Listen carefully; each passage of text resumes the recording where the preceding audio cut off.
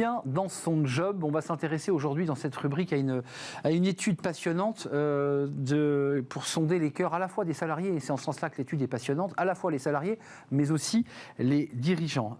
Henri Vidalinck, merci d'avoir répondu à notre invitation. Merci à vous. Vous êtes déjà venu sur notre plateau, président de Grant Alexander, qui est un cabinet qui a travaillé justement sur ce sujet. Un groupe de conseil RH et de services RH. Vous, groupe.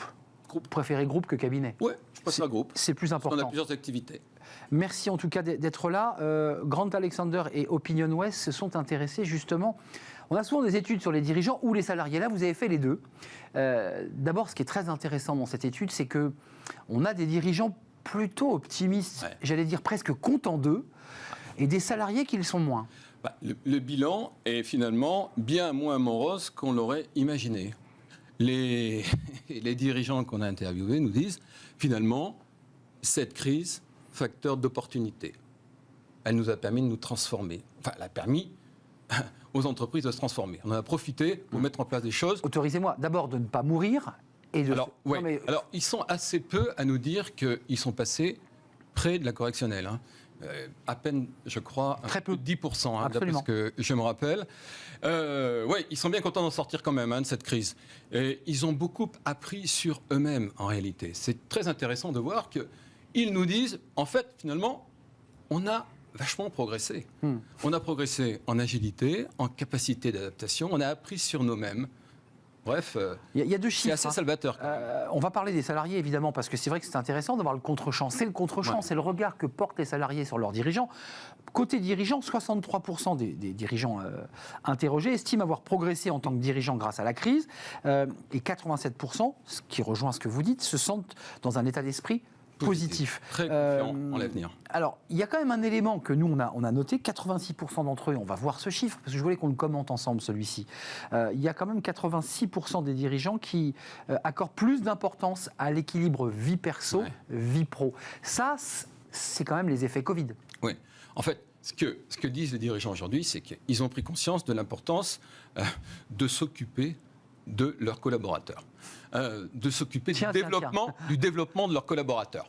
Tant mieux, c'est une sacrée bonne nouvelle en réalité. C'est un effet Covid, ça veut dire que là, ils sont dans une prise de conscience qu'ils n'avaient pas il y a encore un an. Alors, il y avait je veux dire, les dirigeants ont toujours porté de l'attention à leurs collaborateurs, mais le fait de prendre du recul, déjà, eux-mêmes prendre du recul, eux ont pris conscience qu'ils avaient sans doute aussi pour eux-mêmes un problème d'équilibre vie privée et vie professionnelle. Et c'est vrai qu'aujourd'hui, ils nous disent, plus que jamais, si on veut réengager les collaborateurs après une telle crise, il faut s'occuper d'eux.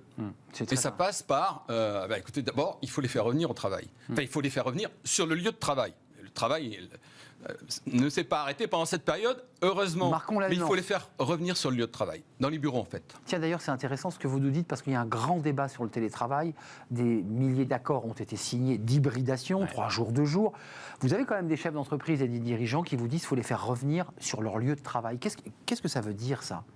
Écoutez, la dimension informelle du travail, finalement, au quotidien, le fait de pouvoir se passer des messages à la machine à café, dans les couloirs, c'est quelque chose d'extrêmement précieux. Alors, on a continué à travailler, évidemment, on a continué à travailler à distance, mais le lien social, c'est distendu. Et il faut absolument le retisser, ce lien social.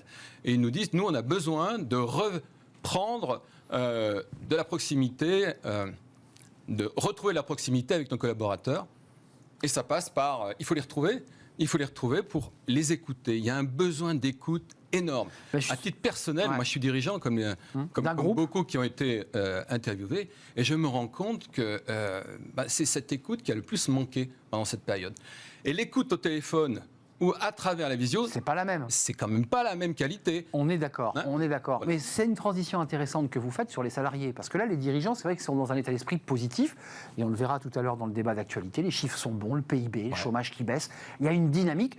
Et puis là, vous avez après interrogé les salariés. Les salariés ne voient pas tout à fait la bouteille aussi pleine. En effet. 60% d'entre eux disent être optimistes. C'est vrai. Donc il y a un décalage entre ce que disent les dirigeants et ce que disent les salariés. Si je compte bien, c'est un peu plus de 20 points.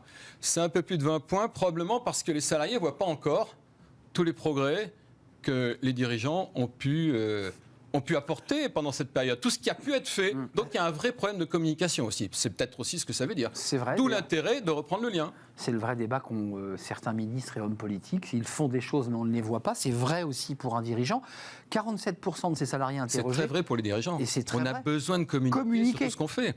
Communication, plus que jamais, maître mot. Ouais, faire et savoir dire. 47% des salariés estiment que les dirigeants ont privilégié des décisions en faveur de leurs intérêts financiers, les dividendes, plutôt qu'en faveur des collaborateurs qui, eux, sont à 53%. Précisons que 53% étant la majorité en faveur des collaborateurs, mais il y en a quand même 47% qui considèrent que les intérêts financiers ont primé sur l'humain. Alors, les salariés disent...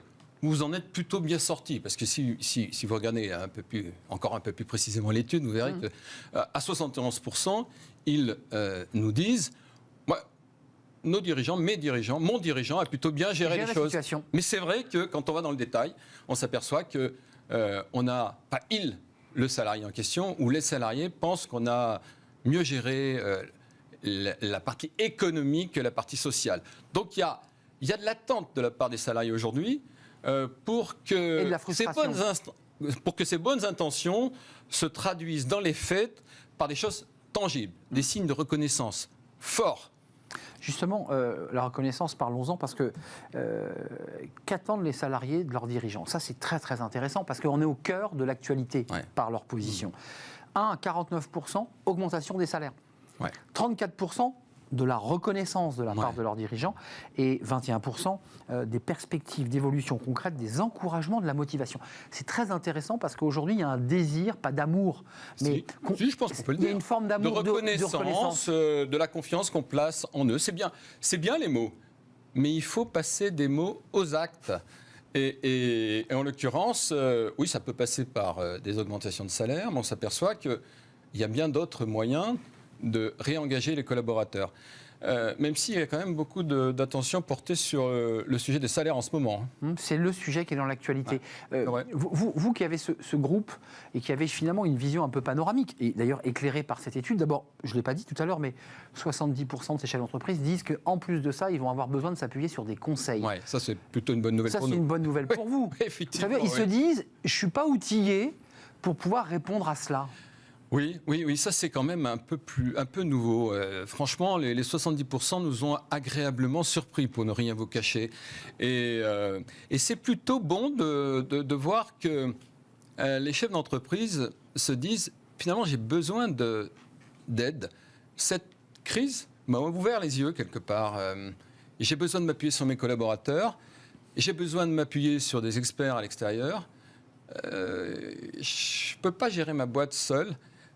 J'ai besoin d'être bien accompagné, mais j'ai besoin surtout d'avoir l'appui de mes collaborateurs. Donc il y a ce fameux besoin de réengagement des troupes aux côtés du dirigeant. Henri Vidal-Lang, pour conclure, le débat qui traverse le chef d'entreprise, le dirigeant aujourd'hui, c'est autour de ces questions de bien-être, de bienveillance, d'encouragement. C'est quoi? Il y a une forme, excusez-moi de le dire comme ça, mais un peu de cynisme de sa part en se disant, de toute façon, si je ne fais pas ça, je les perds. Oui, mais attendez, de toute façon... Sinon, je les perds.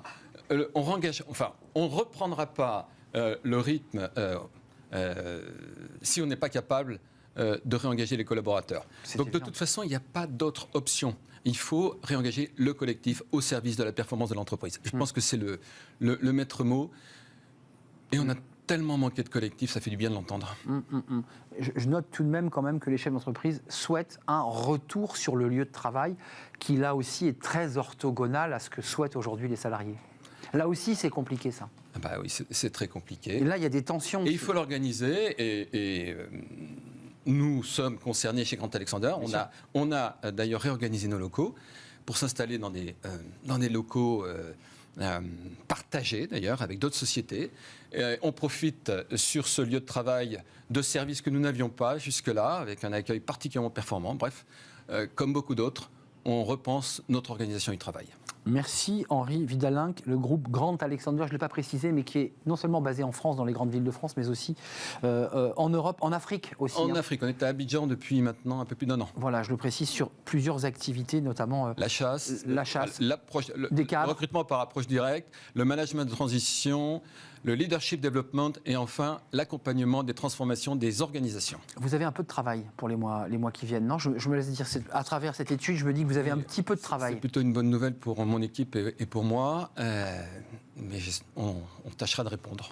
Vous serez en tout cas au rendez-vous, j'en suis sûr. Merci Henri Vidalinck, président de Grant Alexander. Cette étude est à découvrir sur votre site, évidemment, dans les détails, si vous voulez en savoir plus, puis sur le site OpinionWay, puisque c'est l'organisme de sondage qui a réalisé cette étude. Merci. On passe tout de suite au livre. Vous savez, c'est le livre de la semaine, comme chaque semaine, évidemment, le livre de Smart Job. On parle aujourd'hui du vivant. Vous allez me dire, mais quel est le rapport avec l'entreprise ? Mais si, il y en a un. Vous allez voir, son auteur a fait un lien direct entre le monde du vivant et l'entreprise. On en parle avec elle.